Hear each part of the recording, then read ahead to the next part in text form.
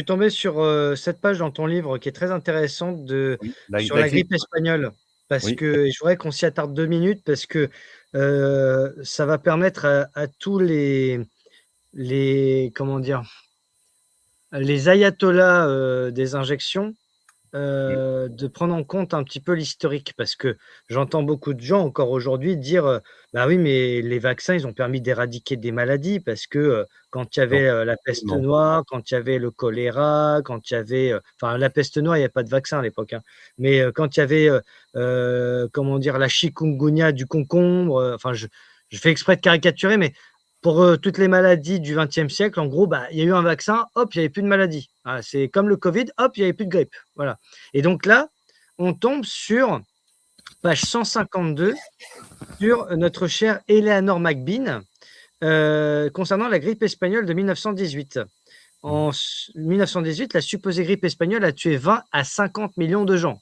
Bon, déjà, c'est une sacrée fourchette quand même, hein. C'est 50 millions, c'est les 3 quarts de la population française aujourd'hui, hein, donc il faut imaginer. Heu et elle en a été témoin en tant que jeune adolescente de 13 ans, donc ça veut dire qu'elle est née en 1905. Plus tard, elle a écrit un livre sur cet événement dans lequel elle fait part de toutes ses expériences. Elle explique qu'il n'y avait pas vraiment de grippe, mais que des vaccinations massives avaient été imposées à la population, provoquant des symptômes pseudo-grippaux à une multitude de malades différentes et des décès massifs. Je sais pas, mais toute ressemblance avec une situation récente ne serait que purement fortuite et Mmh. que, à la place de grippe espagnole, on a appelé ça Covid-19 ou Mmh. même dermatose 2025-2026. Je sais pas, mais voilà, je m'interroge. Et donc Mmh. je cite: «J'étais un observateur sur place. Tous les médecins et les personnes vivant au moment de la grippe espagnole disaient que c'était la maladie la plus terrible que le monde a jamais connue. Des hommes forts, vigoureux et chaleureux mouraient du jour au lendemain. La Mmh. maladie avait les caractéristiques de la peste noire, ajoutées à la typhoïde, la diphtérie, à la pneumonie, la variole, la paralysie et toutes les maladies contre lesquelles les gens avaient été vaccinés immédiatement après la Première Guerre mondiale. Pratiquement toute la population avait été injectée, ensemencée entre guillemets, d'une douzaine de maladies ou plus, ou de sérums toxiques. Quand toutes ces maladies créées par des médecins ont commencé à éclater d'un coup, c'était tragique. Cette pandémie a duré 2 ans, maintenue en vie grâce à l'ajout de plus de médicaments empoisonnés administrés par les médecins qui ont essayé de supprimer les symptômes. D'après ce que j'ai pu voir et entendre, la grippe ne touchait que les vaccinés. Ceux qui avaient refusé les injections ont échappé à la grippe. Ça, il faut l'encadrer, ça. Je vais la garder, celle-là. Heu, Eleanor McBean était née en 1905 et morte en 1989 à l'âge de 83 ans. En 57, elle sort son livre The Poisoned Needle, The Poison Suppressed Needle, Effect, hein. voilà, la The seringue Poison empoisonnée. voilà. Donc je le dis, hein, The Poison Ouais, Needle, Suppressed Facts About Vaccination. La seringue empoisonnée, fait occulter sur la vaccination. Mais il faut se dire aussi, elle a eu un PhD, hein, en sciences scientifiques médicales, hein, donc elle était en sciences médicales, donc c'était quelqu'un qui a connaissance quand même aussi de ce qui se passe au niveau des vaccins maintenant. Mais elle a faudrait vu, qu'on se fournisse ce bouquin. Si quelqu'un a le bouquin, qu'il me l'envoie par mail, on va essayer de le publier dans le groupe, dans les groupes, sur Facebook et cetera. Parce que ça, c'est de l'or en barre, ça. Ça, là, ça détruit tout le narratif, là. Mike Yeadon, si on se souvient, qui était le vice-président de Pfizer, voilà, qui a dit on a en sélectionnant la protéine Spike, c'était la seule protéine vraiment dangereuse, on aurait pu choisir une protéine entre guillemets inoffensive. Toutes les boîtes, tous les vaccins, toutes les compagnies pharmaceutiques, on sait aujourd'hui que c'est pas Pharmax, c'était l'armée, mais on choisit on fait le mauvais choix. Ça ne peut pas être un hasard. Et c'est un choix dangereux, et c'est un génocide, etc. Donc il y a Mike Yeadon, il y a Sacha Latipova, qui est une biologiste qui a été une entrepreneuse dans le domaine des pharma. Voilà. Que tu as Et donc là, interviewé. ça c'est le deuxième article. J'ai fait une longue interview avec elle où je lui demande justement qu'est-ce qui permet de dire que ces vaccins sont bien des armes biologiques et pas juste voilà, des vaccins qui ont tué les gens, mais c'est parce qu'on était là à la hâte, on ne savait pas, hein, voilà, ils ne savaient pas ce qu'ils faisaient, ils ont agi dans l'urgence, non pas du tout. Donc, et elle explique bien ça je suis contente qu'elle ait pris le temps de le faire dans cette interview, que c'est le vaccin qui est l'arme biologique. Les histoires, elle n'est pas en train de dire c'est le virus de Wuhan, etc., les gains de fonction, parce que c'est quand même beaucoup là-dessus qu'on nous a orientés quand on parle de ça. Et elle dit oui, mais bon, même si on fabrique des trucs en laboratoire, c'est pas pour autant qu'on est capable de les déployer à grande échelle. Je suis tout à fait d'accord avec elle. Oui, c'est Et très intéressant. stupide. Non, mais parce qu'on n'a pas le contrôle. Donc, si on, à supposer qu'on arrive vraiment à faire un truc vraiment, vraiment dangereux, et bah, paf, on lâche ça. Qui a envie de lâcher ça, on va dire, dans la nature et peut-être d'en être victime la minute qui suit? Bah, personne. Avec le vaccin, c'est facile. Il suffit de ne pas se faire vacciner. C'est très contrôlé comme truc. Donc, voilà, c'est clair que c'est ça, l'arme biologique. Donc, ça, c'est le deuxième témoignage. Puis, il y a Catherine Austin-Fitts, comme on l'a déjà dit, qui a expliqué voilà, comment le volet financier a été lancé dès août 2019. Et voilà, encore d'autres. Ah oui, le principal, évidemment, le principal témoin, ça devait être Francis Boyle, donc pas n'importe qui. Francis Boyle, l'auteur de la Convention internationale sur les armes biologiques. Donc c'est vraiment qui a été adopté par l'ONU, dont on a eu des gens qui étaient dans l'UNSCOM, hein, qui allaient en Irak, voir si on avait déployé des armes chimiques, etc. Enfin, donc, et donc lui, il a dit ok, je veux bien témoigner. Il a mouru. Et il est mort la semaine d'après. Donc grosse pression sur les experts, grosse pression sur les avocats. En juin dernier, un des deux avocats, Maître Van Kessel, on lui a fait un coup un peu à la Fulmich ou à Virginie à Rojoreca. On a défoncé sa porte. Soit team, voilà, vous sortez de votre lit. 8 mois d'emprisonnement dans une prison à haute sécurité. Donc, soi-disant, pour une conversation qu'il aurait eue dans une voiture, justement le truc de pré-crime, qui pourrait faire penser à l'idée qu'éventuellement, il pourrait peut-être mener une attaque terroriste. Bon, apparemment, il commentait un film, mais bon, ça, on s'en fout, n'est-ce pas? Et donc, il n'y a jamais eu de mise en accusation réelle. Il est sorti il y a très peu de temps, en février, il y a 2-3 semaines, avec un bracelet électronique. Et donc, le survivant, l'avocat survivant, je veux dire, à tout ça, Maître Peter Stassen, brillant, juste brillantissime. Je suis fan, voilà, courageux, une plaidoirie, c'est vraiment la plaidoirie, il a tout balancé, le génocide, le transhumanisme, l'élite criminelle, etc.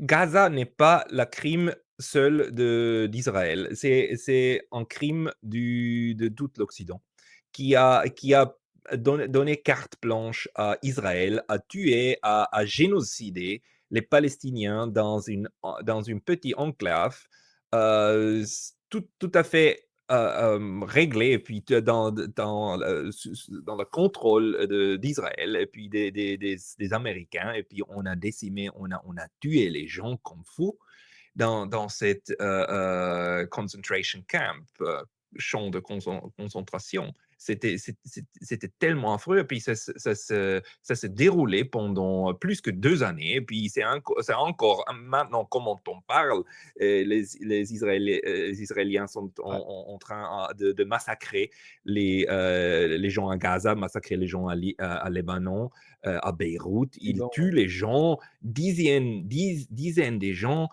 par jour. Dans un jour, pendant les jours quand il ne tue pas beaucoup de gens. Alors, c'est incroyable, la brutalité des régimes occidentaux. Mais en fait, tu sais, chez nous, on a l'impression que c'est la première fois et on ne peut pas le comparer à des autres moments. Et puis c'est Donald Trump, peut-être Netanyahou. Non, pas du tout. C'est quelque chose qui se déroulait pour des des décades. Tu décennies, vois ouais. comment est-ce qu'on se rappelle comment les Français ont implémenté leur guerre contre l'Algérie? Ils ont tué plus alors presque 1 million de gens en Algérie. C'est affreux. On a tué des gens, nous les Européens, pas et puis la Suisse, je nous compte vers tous les Européens parce que finalement on est un système, on est un système d'occupation du reste du monde pendant beaucoup du temps pendant la colonisation. Et puis tu vois, le colonialisme n'a jamais tellement fini. On a, Mm. on a simplement changé les coutumes. On a changé les paroles, comment on parle de Ouais. ces choses. Mais il y a encore 14 pays en Afrique qui utilisent le franc. Le franc, CFA, ouais. oui, créé en France. Et puis, l'Afrique est encore tout à fait sur la domination des Européens, des Américains. Et puis, l'Algérie s'est battue pour des années pour la liberté. Et puis, eux, ils ont payé un prix affreux pour la libération. Et puis, dans le même contexte, tu vois, Israël, c'est dominé par des gens, par des Européens qui sont devenus par là et puis qui occupent maintenant cet endroit, Palestine. Euh, et puis, on a toujours lancé des guerres très, très cruelles contre les autres. Il faut seulement se rappeler guerre de Vietnam. Pas seulement la guerre des Américains contre les Vietnamiens, mais aussi la guerre de la France contre Vietnam. Ça a aussi coûté plus qu'1 million. Alors, il y a différents numéros là, mais d'1 à 3 millions des gens qui sont morts à Vietnam pendant une vingtaine d'années. Et puis, donc, on a toute une histoire de l'Occident qui a lancé des guerres d'occupation et de répression contre des peuples de l'Orient, l'Orient extrême. Les Européens ont massacré, ont génocidé toute la population presque de l'Amérique du Nord. Et on a remplacé les gens, le peuple indigène de l'Amérique du Nord avec des gens de l'Europe et des esclaves d'Afrique. C'est notre histoire de 500 ans de violence. Et c'est nous maintenant qui disons au reste de la population mondiale que nous sommes Libérateurs, les gens les civilisés. libérateurs et les gardiens des droits humains et puis des droits de l'homme et toutes les Ouais. choses comme ça. Et c'est tellement stupide, je te dis.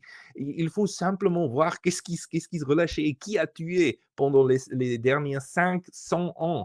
Qui a tué qui?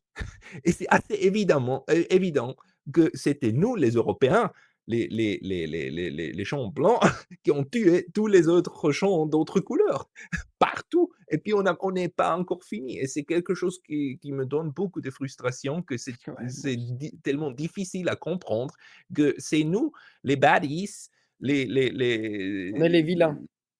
les vilains, c'est nous. Et puis, il faut, il faut absolument de se rendre compte que c'est nous qui a créé tellement de morts Destruction. partout, de destruction. Et puis, c'est nous qui doit travailler sur nous, et de plus lancer des guerres tellement affreux contre tous les autres et de vilifier tous les autres. Christophe est un général de corps d'armée, ancien directeur du renseignement militaire, reconverti dans le privé depuis 2017. Mais de 2011 à 2013, Christophe était le commandant du commandement des opérations spéciales françaises, le COS, c'est-à-dire qu'il était aux manettes lors de l'opération Harmattan, qui a renversé et assassiné Muammar Kadhafi, alors dirigeant de la Libye. Donc, Christophe Gomard, celui qui porte la résolution du Parlement européen contre les effets du coup d'État au Niger, est lui-même un putschiste. Est-ce que c'est pas savoureux, ça? Sauf que la personne qui l'a renversé, Muammar Kadhafi, n'a pas la chance d'être encore douillettement assis dans un palais présidentiel ou sous sa tente avec sa dulcinée pour lui masser les pieds et du saumon fumé à la demande comme Mohamed Bazoum. Le chef de l'État que lui, Christophe Gomard, a renversé, a été sauvagement assassiné sous les yeux du monde entier le 20 octobre 2011. Je rappelle quand même que lors du coup d'État au Niger en juillet 2023, tout comme au Mali et au Burkina avant, personne, je dis bien personne, n'a été tué. Mais ce n'est pas tout.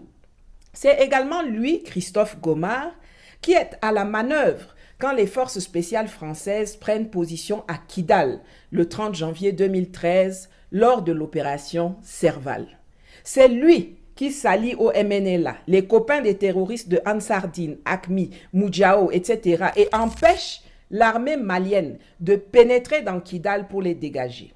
C'est-à-dire que celui qui porte la résolution qui inscrit au point E de ses considérants que, je cite, « La situation en matière de sécurité au Niger et dans l'ensemble du Sahel continue de se détériorer dans le prolongement des attaques meurtrières menées par des groupes djihadistes, fin de citation, est celui-là même qui a négocié et collaboré avec les groupes djihadistes du Sahel. » On apprécie.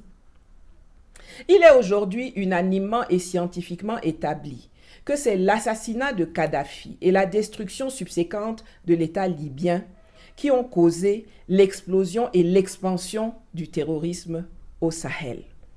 Donc, à tous les niveaux, Christophe Gomard est l'architecte, le co-auteur de la situation qui a coûté la vie à des centaines de milliers, déplacé des millions d'Africains depuis 15 ans. Et c'est cette racaille aux mains dégoulinantes de sang qui a le culot de venir mettre sa bouche puante dans les affaires du Niger.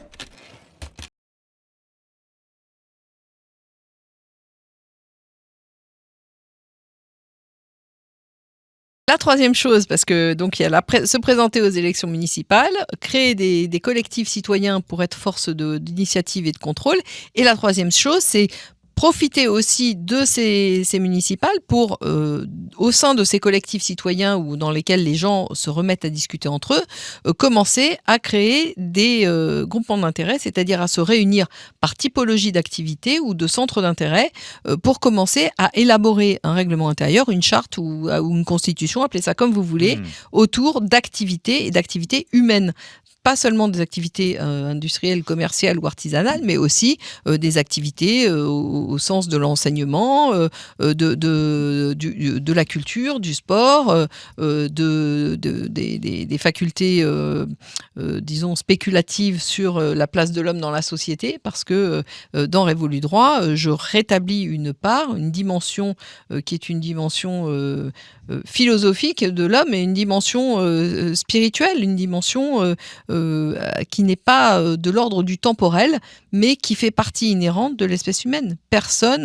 Les humains se posent tous à un moment ou à un autre la question de savoir qu'est-ce qu'ils font, quelle est leur place sur cette terre, dans l'univers, dans leur environnement animal, végétal. Je dirais que la place de l'homme avec un grand H, qui concerne également la femme, sur cette terre. Et qu'est-ce qui se passe avant, qu'est-ce qui se passe après, sont des questions qui sont inhérentes à l'espèce humaine. On ne peut pas évacuer ça, ça fait partie de la vie collective et ça doit le redevenir de façon ouverte et organisée et contrôlée. Donc, Révolu Droit, la reconquête territoriale, c'est d'abord les communes et ensuite, dans ce cadre des communes, se mettre à repenser la vie politique autour de la résurrection, si je puis dire, du concept de corporation, mais au sens que l'ancien régime lui donnait, c'est-à-dire des corporations totalement autogérées, parties d'activité, que j'étends moi, au-delà du commerce et de l'artisanat, qui était le cas des corporations d'Ancien Régime, c'était limité au commerce et à l'artisanat. Dans le cadre du projet Révolu Droit, j'étends ça à tout type d'activité humaine. Et vous savez qu'avec le développement des nouvelles technologies, de la robotique et de tout ce qui est en train d'émerger actuellement, le travail au sens de travail subordonné tel que nous l'avons connu va disparaître. Et donc, c'est pas parce que ce travail va disparaître que nous sommes condamnés à disparaître. Non, c'est pas vrai.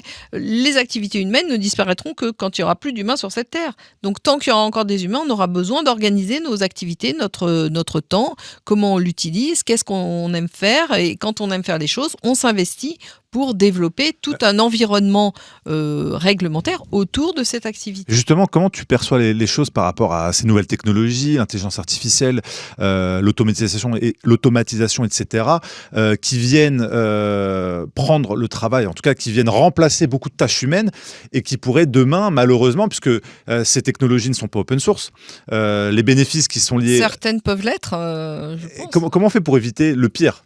Éviter le pire, pour avoir discuté un peu avec Philippe Guillemont, qui a été justement qui a été dans le terrain, puisqu'il a lui-même codé, enfin il a lui-même créé des IA. Enfin, il a été parmi les gens qui au départ ont travaillé dans ce processus-là. Eh bien, en réalité, une IA, c'est un processus numérique, mécanique, qui traite des données, et on peut pas traiter de données en trichant. Donc l'IA, paradoxalement, peut se retourner contre ceux qui manipulent à la fois l'information et à la fois le substrat historique sur lequel nous nous développons. Parce que elle arrive à un moment, quand les choses ne sont plus logiques, elle arrive elle-même à montrer que ce manque de logique, et elle arrive à mettre finalement de façon... Révéler limite la manipulation. Exactement, révéler la manipulation. Donc, en fait, nous sommes à un moment de l'histoire qui est tout à fait, mais particulier, et à la fois passionnant et très, à la fois dangereux et plein d'opportunités. Oui. C'est que nous sommes contraints aujourd'hui de nous réinvestir dans notre vie collective et dans notre vie individuelle. C'est-à-dire que nous allons être contraints par toutes ces nouvelles technologies à reprendre ce que nous avons consciencieusement oublié, parce qu'évidemment le temple du savoir a tout fait pour que ça disparaisse, c'est-à-dire reprendre notre esprit critique et être à nouveau capable d'observer tout notre environnement avec un esprit critique et avec l'idée est-ce que c'est bon pour moi, est-ce que ce n'est pas bon pour moi, est-ce que c'est bon pour ma famille, est-ce que ce n'est pas bon pour ma famille, est-ce que c'est bon pour ma collectivité, est-ce que ce n'est pas bon pour ma collectivité. Autant de réflexes que nous avons perdu par ce conditionnement idéologique de type mafieux qui est lié aux partis politiques, au parlementarisme, le tout chapeauté par une banque centrale indépendante des citoyens, mais certainement pas des financiers.